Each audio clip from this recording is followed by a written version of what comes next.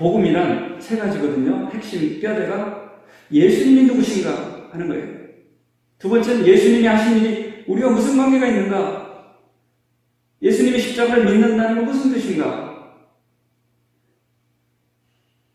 세 번째로는 하나님의 나라가 뭔가, 이 세 가지거든요. 예수님이 누구신가? 예수님이 하신 일, 십자가와 부활이 무슨 뜻인가? 그리고 하나님의 나라가 뭔가, 세 가지 뼈대에 있습니다. 근데 공교롭게도 우리 삼성교회 신약 성경방을 하면서 예수님이 누구신가 계속 질문이 나오는 겁니다. 사람들이 나를 누구라 하느냐? 너희는 나를 누구라 하느냐? 그러면서 예수님이 누구신가? 예수님이 다윗의 자손 맞죠? 근데 예수님은 아니라고 합니다. 예수님은 다윗의 주님이십니다. 시편 110편. 예수님이 다윗보다 시간적으로는, 혈통으로는 후배지만 영적으로는 주님이시라는 거예요. 주인이시라는 거예요. 그런 성경의 비밀들을 우리가 밝히 알아야 여러 가지 질문에 흔들리지 않고 WCC다, 동성애다, 명성교회 사태다, 이 환경에 휩쓸리는 신앙이 아니라 믿음 위에, 그리스도의 반석 위에 흔들림 없이 복음을 누리며 즐거워하며 상황을 분별하면서 나가는 그리스도인이 될 수가 있습니다. 그렇지 않으면 사건이 터질 때마다 혼란스럽고, 중요한 거는요, 예수 그분이 누구신가 하는 겁니다. 예수 그분이 누구신가? 예수님께서 내가 그 사람이다. 성경은 요한복음에 계속 말씀하고 내가 그 사람이다. 내가 구원자다. 내가 세상의 창조자다. 내가 그로라. 어떤 사람이 오면, 메시아가 오면 모든 것을 밝게 알려준다고 했는데요. 사마리아 우물가의 여인이 말했을 때 내가 그 사람이다. 이렇게 말씀하시죠. 예수님께서. 성경을 보세요. 아브라함보다 내가 먼저 있었느니라. No. 있느니라. 현재요. 아브라함보다 내가 먼저 있느니라. 어제나 오늘이나 영원토록 동일하게 계시다는 것이죠. 성경의 구약은 3대 절기가 있어요. 3대 절기가. 이스라엘이 이집트에서 해방한 굉장히 중요한 절기, 6월절이라고 하죠. 그 다음에 40년 동안 하나님께서 광야 생활할 때 먹이시고, 마시게 하고, 인도하고 공급했던 그 초막, 장막이라고도 하죠. 장막. 같은 말입니다. 장막절, 초막절이 있어요. 세 번째는 오순절이 있죠. 77절이라고도 하고, 맥출절, 오순절. 같은 이름인데, 같은 비슷한 절기인데, 논란이 있긴 하지만, 오순절이라고, 77절, 오순절이라고 말을 해봅시다. 근데요, 오늘 성경에는 4대 절기가 나와요. 4대 절기. 세 가지 절기 말고, 4대 절기라고 하면 하나가 더 들어가는데, 이 하나가 뭐냐면, 새해, 설날, 유대의 달력으로 설날 시작되는 절기입니다. 그게 바로 나팔절입니다. 나팔절. 오늘 느헤미야 8장, 오늘 이번 주와 다음 주에 걸쳐서 살펴볼 터인데, 아마 오늘은 교환을 하지 않고 성경을 읽어가는 것이 더 효과적이라고 생각이 되었고요. 다음 주에 교환을 나누면서 또 미진한 부분들을, 은혜를 함께 나누고자 합니다. 그래서 4대 절기라고 하면 하나가 더 추가되는데 그게 바로 나팔절입니다. 나팔절은 한 해의 우두머리라고 해서 그런 의미를 가지고 있습니다. 왜 그런지 그 부분은 7월 1일인데요. 7월 1일 날 로시 하샤나라고 해서 한 해의 머리, 우리는 말하면 설날입니다. 왜 7월인지 저는 아직 그건 모르겠어요. 7월 1일 날 일어나는 일입니다. 1절에 보면 일곱째 달에 이르러 라고 되어 있죠. 7월 1일 날 있었던 일입니다. 근데요, 이 성경에는 3개의 절기가 나옵니다. 이 8장에 여러분 찾아내기 힘들겠지만 3개의 절기가 나오는데 이번 주와 다음 주에 걸쳐서 살펴볼 겁니다. 첫째는 나팔절이고요. 두 번째 아주 중요한 7월 10일 날 무슨 일이냐면 대속죄일이에요. 7월 10일 날.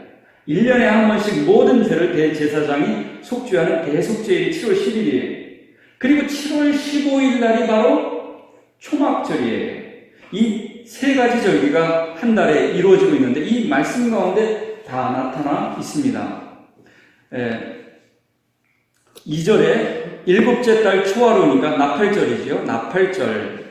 그 다음에 10절에 보면 성일이라고 9절과 10절에 나와 있는데 이게 대속죄일을 가리키는 것이 아닐까 제가 추측을 합니다. 그리고 이제 17절에 14절부터 17절에 보면 초막이라는 말이 나오죠. 말씀을 듣고 그 말씀대로 그동안 지키지 않았던 절기를 지키게 되는데 14절에 일곱째 달 절기에 초막에서 거할지니라. 7월 15일 날 초막절이 일주일 동안 시작이 됩니다. 그래서 이 절기를 바탕으로 오늘 말씀 사경회가 진행이 됩니다. 느헤미야 8장 모든 성경 중에 가장 사랑하는 성경 중에 한 장입니다. 7장에서는 이제 사람들을 인선하고 세우고 이제 8장에서는 말씀 부흥회를 열게 됩니다. 건물을 짓는 것도 매우 중요합니다. 그래서 느헤미야가 에스라를 모시고 말씀 사경회를 6일 동안에 진행하게 됩니다. 그런데요, 한 가지 질문 드릴게요. 이 말씀 사경회를 느헤미야가 계획해서 연 겁니까? 아니면은 어떻게 연 겁니까? 성경에 보면 놀랍게도 같이 읽겠습니다. 7장 1절을 한번 읽으면 답이 나올 것 같습니다. 이 말씀 사경회 6일 동안의 사경회가 어떻게 시작되었는가? 몇 절에 나오는지 한번 1절을 같이 한번 읽겠습니다. 이스라엘 자손이 자기들의 성읍에 거주하였더니 일곱째 달에 이르러 모든 백성이 일제히 수문 앞 광장에 모여 학자 에스라에게 여호와께서 이스라엘에게 명령하신 모세 율법책을 가져오기를 청하매. 답이 드러났네요. 에스라를 모신 것은 느헤미야가 아니라 누구였습니까? 모든 백성이 에스라를 모셔왔습니다. 그리고 에스라한테 말씀을 가르쳐 달라고 요청을 했습니다. 참 은혜가 됩니다. 이 느헤미야가 이제는 너희들 말씀 공부해야 돼, 이게 아니었습니다. 모든 백성이 아이고 에스라 13년 전에 느헤미야보다 먼저 온 그 말씀의 사람 제사장 그분을 모셔다가 말씀을 전해달라고 했습니다. 참 은혜가 됩니다. 지도자가 한 게 아닙니다. 백성들이 사실은요, 집 짓고 또 일할 사람 다 갖추고 그래도 뭔가 허전하거든요. 말씀이 없거든요. 우리가 참 이 세상에서 성공을 위해서 열심히 달려가지만 성공한 사람들을 보면 뭔가 갈증이 있어요. 메마름이 있어요. 채워지지 않는 게 있어요. 그래서 말씀 앞에 겸손히 말씀을 사모하는 사람들을 더러 보았습니다. 그렇습니다. 세상의 쾌락이나 행복으로는 우리 인간의 영혼을 사모하는 그 마음을 채울 수가 없기 때문에 하나님의 말씀을 사모하게 됩니다. 말씀을 사모하는 자야말로 세상의 성공을 다 보고 허물을 느끼고 그런 사람보다 앞서가는 사람일 수밖에 없는 것입니다. 그러면 백성들이 어디에서 모였습니까? 수문 앞 광장이었습니다. 앞에서 12문이 있는데 하필이면 물이 콸콸 흘러나오는 그 수문에서 모였습니다. 무슨 뜻입니까? 말씀은 생수 같다는 것이죠. 몸의 70%가 물로 되어 있습니다. 사모하는 마음으로 이 말씀을 청한 것이죠. 그들의 인생에 150년 만에 성벽도 짓고 성전도 지어졌고 그랬는데도 그것 가지고는 허무한 것이고 결국 말씀이 있는 공동체, 말씀 공동체가 되어야 한다는 것이죠. 그래서 일곱째 달 초하루 7월 1일에 에스라를 불러서 율법책을 가지고 와서 알아들을 수 있는 남녀노소 다 모였습니다. 얼마 동안 무엇을 했을까요? 성경을 보면 새벽부터 점심까지 대략 6시간 동안 어떻게 서서 말씀을 들었습니다. 전하는 자도 낭독하는 자도 서서 듣고 듣는 사람도 서서 들었습니다. 예와 간증, 찬송 없습니다. 서서 말씀을 들었습니다. 그런데요, 바벨론 포로에서 왜 포로 생활했습니까? 왜 포로가 됐습니까? 하나님의 말씀을 무시했기 때문에 포로가 된 겁니다. 6시간을 들어도 이 사람들은 갈급한 심령에 내버려지가 지긋하지가 않았어요. 그토록 듣고 싶었던 말씀을 이제 듣게 되기 때문에 6시간을 들어도 간증이 없어도 찬양이 없어도 재미있는 이야기가 없어도 그들은 구약 성경의 그 말씀 낭독으로만 은혜를 받고 눈물을 흘렸던 것입니다. 사실은요, 귀한 줄 모르면 이렇게 듣지 않습니다. 한 70년 동안 말씀도 없고 예배도 없고 성전도 없고 그런데 한번 가 있어 보세요. 하나님, 내가 기회가 있으면 예배를 제대로 드리겠습니다. 하나님 말씀을 사모하겠습니다. 그들은 70년 완전히 교육을 받고 이제는 말씀을 대하는 태도가 완전히 달라졌습니다. 인생의 연단을 받은 사람은 말씀을 대하는 태도가, 예배를 드리는 자세가 완전히 달라질 수밖에 없는 것입니다. 이들에게는 70년 동안에 말씀이 없는 말씀의 기근을 경험했기 때문에 이제는 이 시간이 얼마나 소중한가, 제사장도 없고 성전도 없고 말씀도 없었던 그 시절에 얼마나 눈물을 흘리면서 노예 생활을 했는지 모르는 것입니다. 에스라는 누굽니까? 말씀에 전념하고 말씀을 연구하기로 결단하고 말씀을 준행하기로 결단했던 그런 위대한 선지자이지요. 에스라가 바로 역대기를 기록한 이스라엘 역사, 이 바벨론 포로 생활하면서 이스라엘 역사를 다시 한번 정립하고 하나님의 역사하심을 기록했던 역대기의 저자입니다. 강단을 나무로 특별하게 지었습니다. 그리고 거기서 말씀을 낭독합니다. 그리고 13명의 제사장이, 레위인들이 옆에 섰습니다. 5절을 우리 함께 같이 읽겠습니다. 5절입니다. 에스라가 모든 백성 위에 서서 그들 목전에 책을 펴니 책을 펼 때에 모든 백성이 일어서니라. 아멘. 저는 여기서 책을 편다는데 주목을 하게 됩니다. 옛날하고 달리 요즘에는 핸드폰에도 성경이 있기 때문에 성경책을 안 가지고 다니기가 쉬운 시대입니다. 근데 책을 찾아서 피는 게 굉장히 중요합니다. 근데요, 제일 중요한 시간은 성경을 읽는 게 맞아요. 가르치는 분들도 그걸 잘 알고 계세요. 저는 여기 있다가 다른 데 가서 성경을 찾아서 읽게 하는 그 시간이 좋아요. 성경을 찾아 읽게, 펼치게 하는 거예요. 설교 시간에 못하거든요. 여기 있다가 어디 갑시다. 제가 신앙생활 할 때는 그걸 보면서 참 잘 따라했는데 제가 왜 그 시도를 잘 못하는지 모르겠어요. 우리 교인들은 못 믿는가 봐요. 어디 가서 어디 찾읍시다 그럼 헤맬까 봐. 또 어디 갑시다 그러면 또 헤매고, 에이, 성경 안 찾아 그럴까 봐. 그런데요, 여기저기 찾아보는 게 참 중요해요. 그걸 잘 하시는 거예요. 그렇게 해야 돼요. 성경을 펼쳤다. 이렇게 성경을 펼쳐본다. 이게 거기서부터 은혜가 되는 거예요. 성경을 딱 펼치자마자 백성들이 어떻게 합니까? 다 일어섭니다. 일어서서 6시간을 듣는 거예요. 말씀을. 6절을 함께 읽겠습니다. 에스라가 위대하신 하나님 여호와를 송축하며 모든 백성이 손을 들고 아멘 아멘 하고 응답하고 몸을 굽혀 얼굴을 땅에 대고 여호와께 경배하니라. 그리고 이런 사람들이 백성들의 제자리에 서 있는 동안에 그들에게 율법을 깨닫게 하였습니다.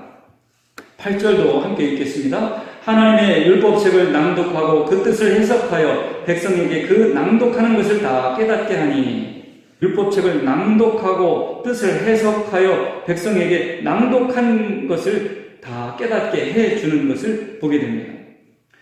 6시간 동안 낭독하는 거 대단한 노동입니다. 기도는 노동입니다. 제가 지난번에 책을 번역했는데요. 번역은 똑똑해서 하는 게 아닙니다. 번역은 노동입니다. 일 중에서 가장 자기가 시간 투자한 만큼 나오는 거예요. 물론 전문 지식이나 이런 건 다른 걸 빼고 10시간 하면 10시간 께 딱 나오고요. 5시간만 하면 5시간 한 게 정확하게 떨어지게 돼 있어요. 그래서 번역가들을 보면 이것보다 더 큰 노동이 없기 때문에 일본에는 번역 문화가 발전돼 있고 대우를 받지만 한국에서는 번역을 안 하려고 그래요. 왜냐하면 번역만큼 몸이 축나고 어려운 것이 없기 때문에 그렇습니다. 대단한 노동입니다.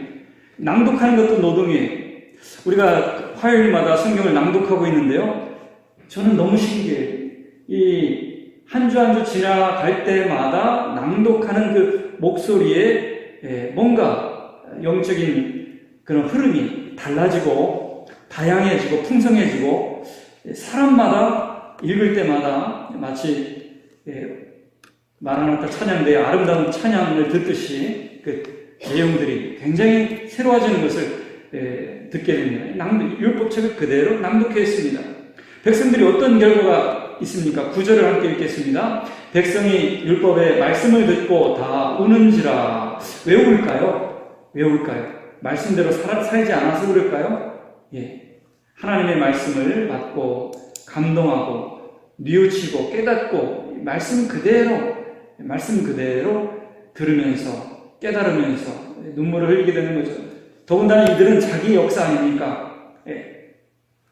우리 학생들 질문 중에 그것도 있었어요. 하나님은 왜 이스라엘을 선택했습니까?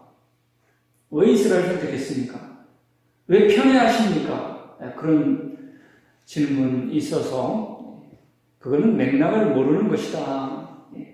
이스라엘을 선택했다는 것은 가장 작은 자, 힘없는 자를 택해서 위대한 일을 하시는 하나님의 능력이 나타나 있는 것이다.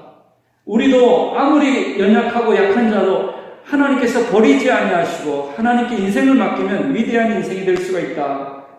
이스라엘을 선택하는 것은 하나님의 놀라우신 자비와 능력이지 편애도 아니고 그런 것과는 전혀 거리가 멀다. 그 맥락을 바로 알아야 된다. 더더군다나 이스라엘은 세계 역사의 요충지이다. 이 북방에서 남방을 차지하려고 하면 이스라엘을 통과해야 되고 남방이 북방을 점령하려면 이스라엘을 통과해야 되는 가장 역사적으로 지정학적인 그곳에서 이스라엘이 살아있다는 게 하나님의 살아계심을 증거하고 있는 거예요. 아니 양쪽에서 왔다 갔다 하고 그 새우 틈바구니에서 이스라엘이 살아있다는 그 역사 자체가 땅도 황무하죠. 그런데 번영하고 잘 사는 이스라엘이 지금 있다는 자체가 하나님의 살아계심을 선언하고 있다고 그렇게 구약학자는 말하고 있습니다. 그와 유사한 나라가 바로 대한민국이라는 거죠. 북한과 남한 땅, 이 미국에도 중요하고 중국에도 중요하고 일본도 욕심나는 그 땅이 바로 대한민국이라는 한반도라는 것이죠. 그래서 이 한반도와 이스라엘, 세계는 주목하고 있는 것이죠. 바로 그 가장 새우등 터지는 그곳에서 멀쩡하게 살아있는 나라가 된 것은 하나님이 살아계시기 때문이라는 거예요. 아무튼 자기들의 역사니까 그 말씀이 우리와는 분명히 남다르게 느껴지고 자기들의 하나님을 버렸던 것, 하나님의 은혜 모든 것이 생각나면서 눈물이 날 수밖에 없었을 것입니다. 그랬더니 슬퍼하지 말라, 울지 말라 말합니다. 하나님의 날, 주일날은 주일이 왜 생겼죠? 예수님의 부활을 선포하는 날이 주일입니다. 주일날은 하나님이 다스리시고 하나님이 승리하는 걸 선포하는 날이기 때문에 주일날은 슬퍼하거나 근심하거나 하는 것은 불신앙에 해당되는 것입니다. 주일날은 기뻐하는 것입니다. 우리 오늘의 요절 말씀 10절을 다 함께 읽겠습니다. 느헤미야가 또 그들에게 이르기를 너희는 가서 살찌는 것을 먹고 단 것을 마시되 준비하지 못한 자에게는 나누어 주라. 이날은 우리의 주의 성일이니 근심하지 말라. 여호와로 인하여 기뻐하는 것이 너희의 힘이니라 하고 여호와로 인하여 기뻐하는 것이 너희의 힘이라. 이게 오늘의 요절 말씀입니다. 하박국 선지자가 그 세상에 얼마나 많은 일이 있어도 주님을 만나고 응답받고 나는 여호와로 인하여 기뻐하며 구원의 하나님을 즐거워하리로다 말씀하였습니다. 여러분, 우리가 세상에, 가정에, 우리 공동체에 여러 가지 문제가 있다 하더라도 기쁨을 어떤 수로도 빼앗기면 안 됩니다. 하나님을 즐거워하고 하나님을 찬양하는 것을, 그 기쁨을 빼앗기는 것은 신앙인의 전부를 빼앗긴 것입니다.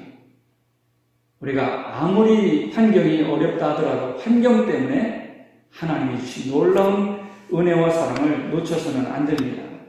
놓쳐서는 안 됩니다. 지금 슬퍼하고 우는 자들에게 이제는 죄를 깨달았으면 용서하시는 주님의 은혜를 깨닫고 기뻐할 때라고 말씀하고 있습니다.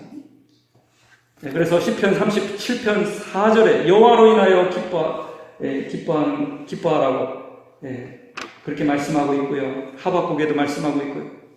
저는 신앙생활을 한마디로 말하면 하나님을 즐거워하는 것이다, 이렇게 고백합니다. 주 안에서 항상 기뻐하라. 그 기쁨은요, 환경에서 오는 게 아닙니다. 성공에서, 행복에서 오는 게 아닙니다. 위로부터 내리는 기쁨을 우리가 사모해야 됩니다. 세상의 기쁨은 일시적입니다. 한시적입니다. 악인들이 성공하고 악인들이 편안한 것 같지만 그런 기쁨은 영원한 기쁨이 결코 될 수가 없습니다. 믿는 사람은 고난을 당하고 믿는 사람은 불행한 것 같지만 하나님이 주시는 기쁨은 세상이 주는 기쁨과 결코 비교할 수 없는 기쁨인 것입니다. 우리는 환경을 초월하는 이 하나님을 기뻐하는 능력을 가져야 됩니다. 그래서 바울은 감옥에서도 하나님을 찬양하고 기도하며 하나님을 즐거워하지 않았습니까? 이게 믿음인 것입니다. 요셉도 감옥에 가고 누명을 썼지만 하나님을 기뻐하고 하나님을 믿는 신뢰가 결코 사그러들지 않았던 것입니다.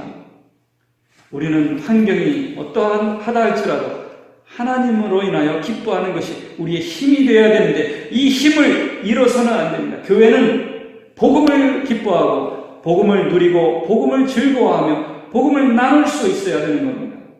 복음을 전하기 전에 복음을 누려야 합니다. 복음을 나한테 선포해야 됩니다. 복음을 기뻐할 수 있어야 됩니다. 그러기 전까지는 복음을 증거하는 것은 불가능한 것입니다. 우리가 하나님의 나라를 이루기 위해서 먼저 하나님의 나라가 이미 내 안에 시작되었고 우리 안에 시작되었음을 믿고 선포하고 찬양하고 감사하는 것이 먼저가 되어야 되고 그것을 우리의 기쁨으로 삼을 때 우리의 힘이 있는 것입니다. 인간적인 힘으로 뭐 해야 된다, 왜 이렇게 못하냐, 이런 판단은 우리의 능력이 될 수 없고 열매를 맺을 수가 없습니다. 이 하나님을 즐거워하는 가운데 나오는 그런 복음의 사역과 전도가 참된 열매를 맺을 수가 있는 것입니다. 하나님의 말씀을 듣고 이제 그들이 어떻게 변화되었고 어떻게 말씀대로 살았고 그렇게 되었는지 이제 다음 주에 우리 더 살펴보도록 하겠습니다. 오늘은 이들이 말씀을 듣고 성벽과 성막을 다 짓고 영적인 그 갈급함을 하나님의 말씀을 들으면서 6시간 동안 6일 동안 6시간씩 새벽 6시부터 점심 12시까지 들을 수 있는 알아듣는 사람은 모두 나와서 들었습니다. 6일 동안 스트레이트로. 왜냐하면 나팔절이 일주일간 계속되기 때문에 그렇습니다. 이 말씀을 사랑하고 은혜를 누렸던 이들과 같이 삼성교회에서 진행되는 성경 낭독과 그리고 신약 성경 강의, 이런 은혜, 부스러기 같은 은혜가 더 날마다 매주마다 받아 누리는 사모하는 저와 삼성교회 성도님들 되시기를 주님의 이름으로 축복합니다. 기도하겠습니다.